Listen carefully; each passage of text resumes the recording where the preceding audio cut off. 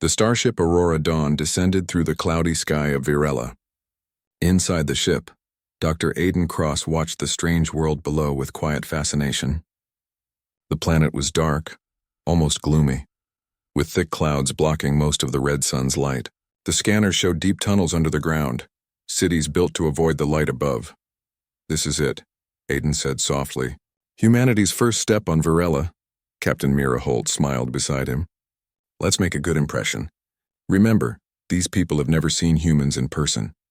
The landing pad was located at the mouth of a massive tunnel. Dozens of tall, thin Virellans waited. Their skin was pale and faintly glowing, their large black eyes blinking rapidly.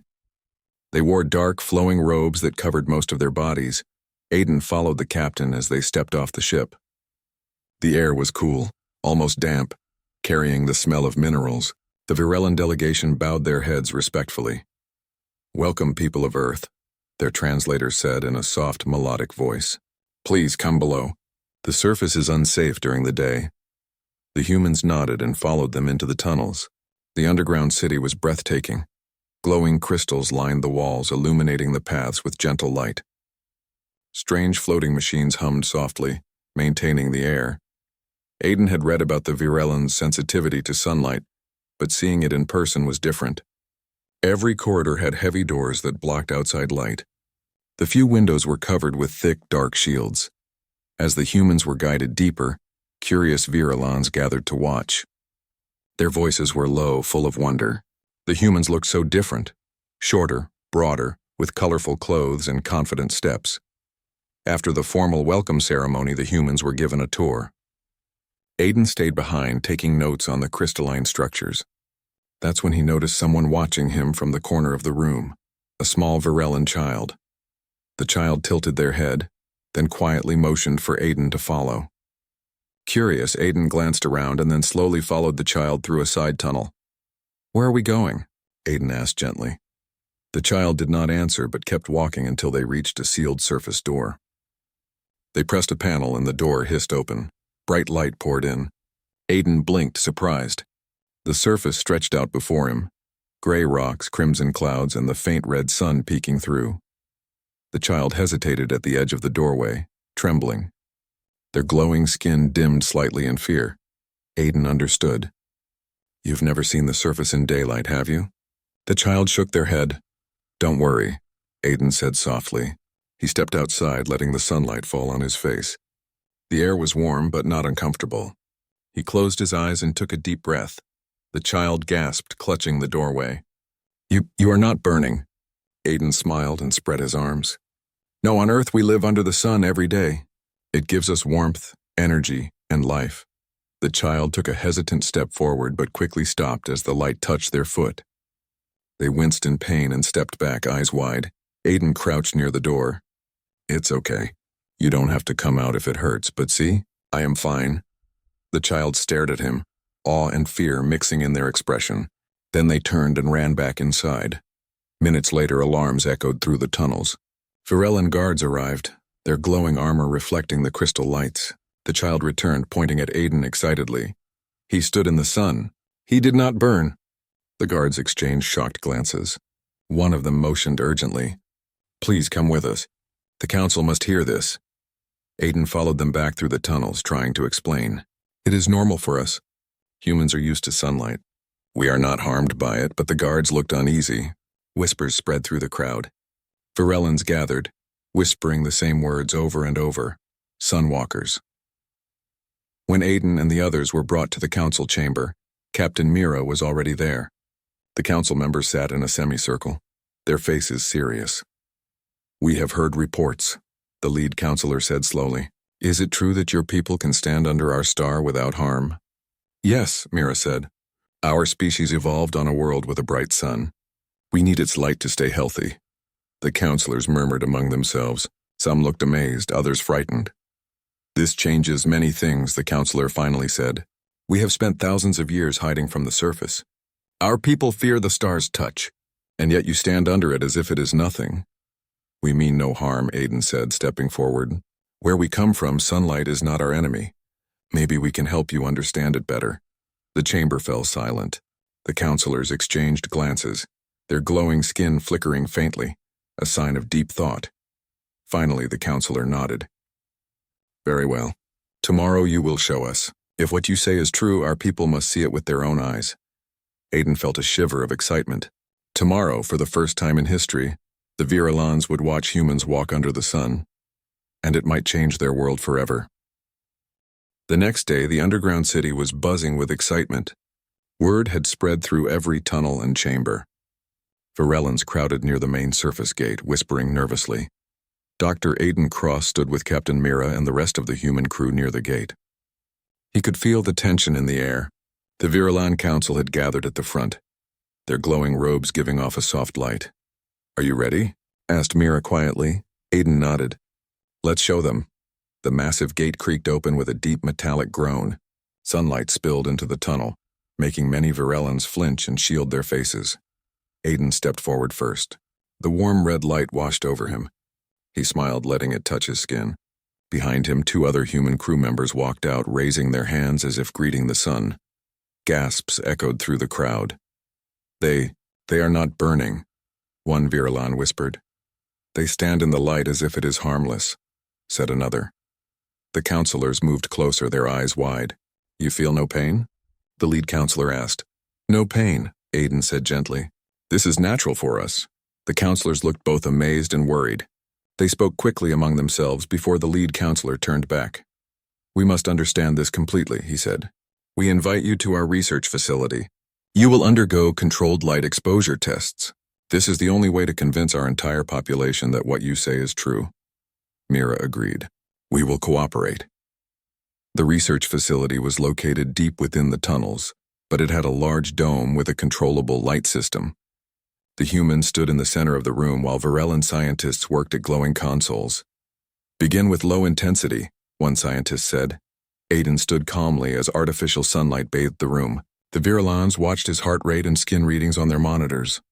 Still no damage, a scientist reported, sounding amazed. Increase the intensity, the lead counselor said. The lights grew stronger, almost as bright as Earth's noonday sun. The other human volunteers smiled and stretched as if enjoying a sunny day at home. One Virulan scientist stepped closer to the glass barrier separating them from the humans.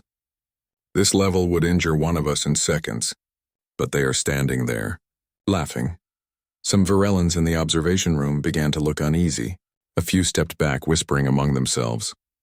Later that evening, Aiden noticed a different mood in the city. Some Virulans avoided looking at the humans. Others stared with open fear. They are calling us Sunwalkers, one of the crew said quietly. Some think it means we are special. Others think it means we are dangerous, Aiden frowned. They are afraid. They have lived in darkness for so long that the light feels like death to them. Now they see us walk in it without harm. It must feel unnatural. That night, Aiden was summoned to a private meeting with one of the younger counselors, Tareen. You should leave before fear turns into anger, Tareen said urgently. There are some who believe your presence is a threat. They think you are here to force us onto the surface and rule over us. Aiden shook his head. That is not true. We only want friendship and cooperation. I believe you, Tareen said, but others do not. They are planning something. What kind of plan? Aiden asked. They will wait for the next solar flare, Tareen whispered. When the star grows brighter, they will lock the gates and force you outside.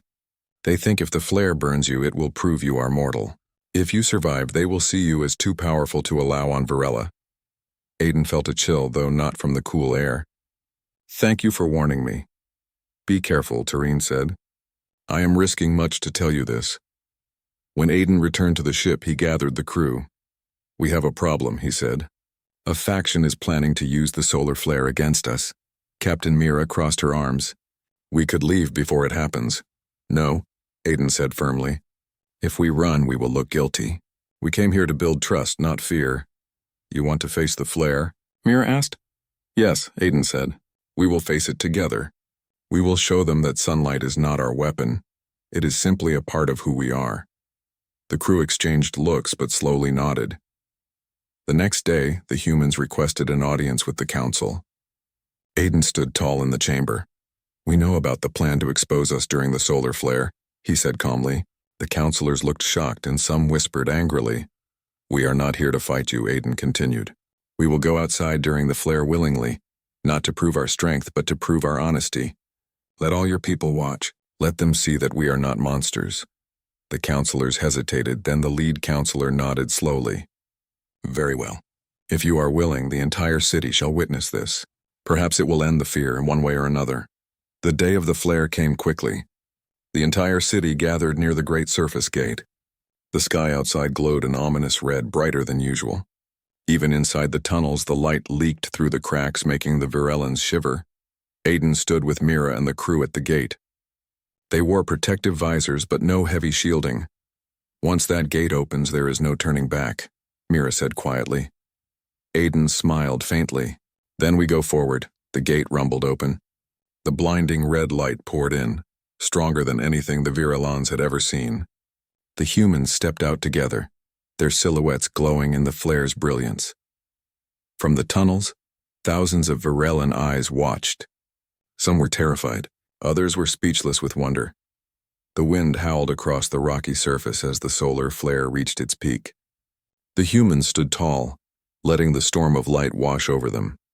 Inside the tunnels, the Virellans waited, holding their breath to see if the strangers from Earth would fall. The solar flare reached its full power. The sky burned red and gold, and the rocks glowed under the heat. The humans stood together, silent but strong. Dr. Aiden Cross felt the warmth against his skin. It was intense, almost like standing near a forge, but it was not deadly. He looked to his left and saw Captain Mira standing calmly, visor reflecting the fiery sky. Minutes passed. The flare began to fade. The light dimmed back to its normal red glow. The humans were still standing, unharmed. Inside the tunnels, the Virellans gasped in shock. They lived, one whispered. They faced the flare and survived, another said in disbelief.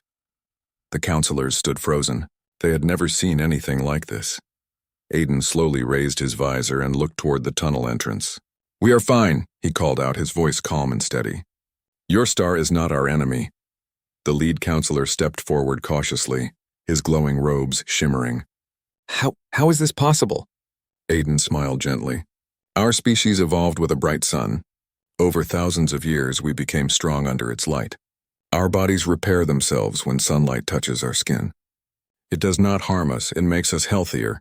The council chamber erupted in whispers. Some Virellans still looked afraid, but others looked hopeful. One elder counselor spoke, his voice trembling. "We have feared the sun for generations. It has kept us underground, but you stand under it as though it is a gift." "It can be a gift," Aiden said softly. "Perhaps one day your people can walk under it too, not in fear, but in freedom."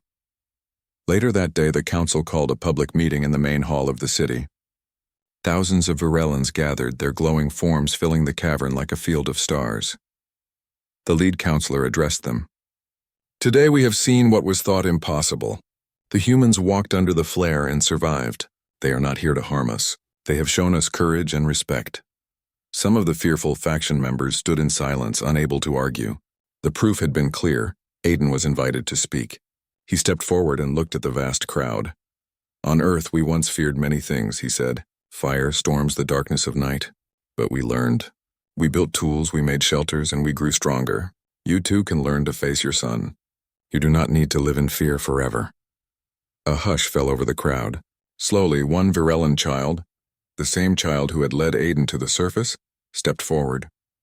They touched the edge of the doorway where faint light leaked in. The child did not run this time. They stood there, trembling but brave, letting a small patch of sunlight touch their hand. The crowd gasped. The child winced slightly but did not cry out. "They are trying," Aiden said softly. "This is how it begins." In the following days, the humans worked with Virellan scientists to design protective suits that allowed limited sunlight exposure without harm. The suits were not perfect, but they gave hope. For the first time in history, small groups of Virellans began walking near the surface at dawn, watching the sky with wonder. Captain Mira stood beside Aiden as they observed one of these groups. "You've changed their world," she said quietly. Aiden shook his head. "They changed it themselves. We only showed them what was possible." But not all fears disappeared overnight. One evening, Aiden was approached by Tareen again. "You have given us hope," Tareen said. "But it will take many years before all of our people trust the sun, and trust you." "I understand," Aiden said. "Change takes time. We will be patient." Tareen bowed his head. You will be remembered as the ones who showed us the first dawn. Before leaving Virella, the humans were invited to a final ceremony on the surface. The entire council came wearing special light suits. The sun rose slowly over the horizon, bathing the rocky land in crimson glow. For a long moment, everyone stood in silence, feeling the light. It was not comfortable for the Virellans yet, but they stayed. This is the beginning, the lead counselor said quietly. Yes, Aiden agreed. One day your children will walk here freely, and when that day comes, you will not hide from your star. You will greet it. As the Aurora dawn lifted off, the crew watched from the windows. The surface of Virella grew smaller behind them. They called us Children of Light, Mira said with a small smile. Aiden nodded. Then we must live up to that name. In the distance, the red sun shone gently, no longer a symbol of fear but of hope. And deep below the surface, thousands of Virellans whispered a new word with wonder. Dawn.